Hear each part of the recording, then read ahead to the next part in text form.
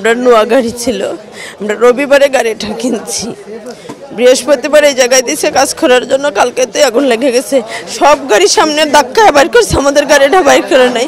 আমার গাড়িটা একদিন রাস্তায় চলে নাই, কিছু নাই, একদিন দেখিও নাই আমি গাড়িটা। আজকে এসে দেখি আমার গাড়ির কিচ্ছু নাই। সম্পূর্ণটা আমার মনে হয় ফায়ার সার্ভিসের দোষ। ফায়ার সার্ভিস 2 ঘন্টা পরে আসছে। ওরা কেন এরকম করে? দেশে তো সবই শেষ হয়ে যেতেছে ওদের গাফলতির কারণে। আর কি বলবো বলার, সরকারের কাছে আমার বিনীত অনুরোধ, আমার ক্ষতিপূরণ যেন দেয়। আমি নিঃস্ব হয়ে গেছি, আমার কিচ্ছু নাই। আমার স্বামী হলো ড্রাইভার, অনেক কষ্টের বিনিময়ে দানা ফেনা করে আমরা গাড়িটা কিনছি যেন 4টা ডাল ভাত খাইতে পারি, কিন্তু আমার তো সবই শেষ হয়ে গেল ভাই। আপনারা সবাই একটু রিকোয়েস্ট করেন।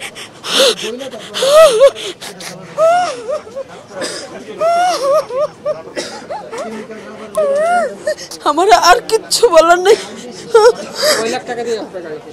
20 লাখ টাকা পুরোটা ঋণ করা। আমার 2 ছেলে ড্রাইভারি করতো, অন্যের গাড়ি চালাতো, পরে অনেক দানাপানা করে গাড়িটা কিনছি। বলছে যে নিজের গাড়ি চালালে তো আমরা একটু স্বাভাবিক চলতে পারবো, দেশের যে অবস্থা। কিন্তু গাড়িতে একদিনও ওই রাস্তায় চলে নাই। এখন কি করব বলেন? গত বুধবার দিন আমি গাড়িটা গ্যারেজে আমি একজনের দিয়ে পাঠাইছি। গাড়িটা ডেন পেন করতে আছে, নতুন গাড়ি আমি কিনছি, কিনা রঙে দিছি। কালকে গত শুক্রবার দিন সন্ধ্যার সময় শুনছি যে এদিকে একটু আগুন লাগছে। তা আগুন লাগছে কোন জায়গায় আগুন লাগছে? সমেলের দিকে, কিন্তু আসলে গ্যারেজের এদিকে আগুন লাগছে বলে সামনে হালকা হালকা একটু দৌড়ছে। এখান থেকে দৌড়া এই গাড়ি পর্যন্ত আইতে আইতে প্রায় ঘন্টা 2 লেগে গেছে। এই গাড়িটা ঘন্টা 2 পর্যন্ত আমার জ্বলছে।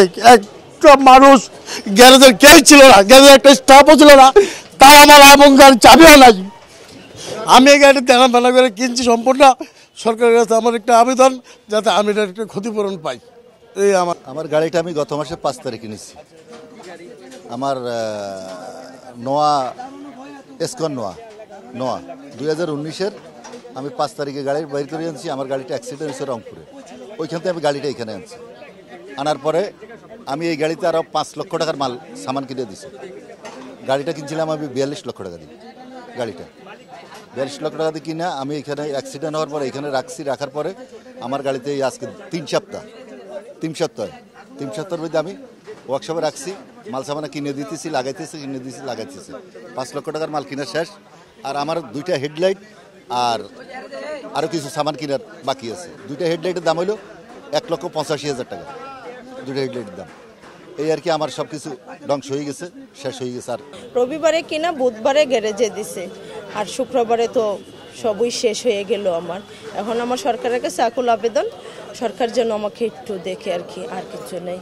আমি নিঃস্ব, আমার 2টা ছোটো ছোটো সন্তান, তাদেরকে নিয়ে আমি কীভাবে চলবো, কীভাবে বাঁচবো, আমার মাথায় এখন আর কিচ্ছু লাগতেছে না। আমার স্বামী একেবারেই ঝইরা পড়ছে, কারণ সে একটা ড্রাইভার, সে ড্রাইভার করে সংসার চালাবে না, এত টাকা দেনা দেবে, সে তো মাথায় কিছুই খোলাইতে পারতেছে না। এখন আপনারা সবাই বলে সরকারের কাছ থেকে আমাকে একটু সাহায্য নিয়ে দেন, আমার এটুকুই অনুরোধ, আর কিছু বলার নাই। ভিশনের ফুলঝুরি মেগা অফারে ফ্রিজ কিনলেই পাচ্ছেন 16 পিসের আকর্ষণীয় গিফট বক্স একদম ফ্রি।